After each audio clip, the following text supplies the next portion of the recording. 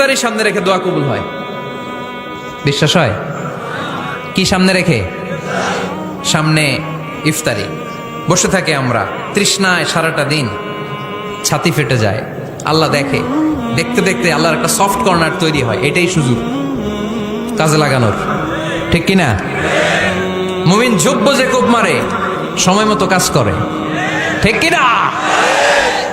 আল্লাহ তখন ফেরেশতাদেরকে জিজ্ঞেস করে, এই ঘটনা কি? খায় না যে? খায় না কেন? আল্লাহ রোজা রাখছে। এগুলো কি? রোয়াবজা, পেঁয়াজ, আলুর চপ, বেগুনি, মুরগির রান খায় না। খায় না কেন? ওরা যে ক্ষুধার্ত, আল্লাহ আপনার ভয়ে। তাই কি চায়? আল্লাহ আপনার কাছে ক্ষমা চায়। ক্ষমা চায়, আল্লাহ রহমতের দরিয়ায় জোশ খেলে যায়। আল্লাহ তখন বলে, আমারে দেখছে নাকি ওরা? ফেরেশতারা বলে, না দেখে নাই। আমার জান্নাত জাহান্নাম দেখেছে? না দেখে নাই। আমারে না দেখে, জান্নাত জাহান্নাম না দেখে আমার এত ভয় করে।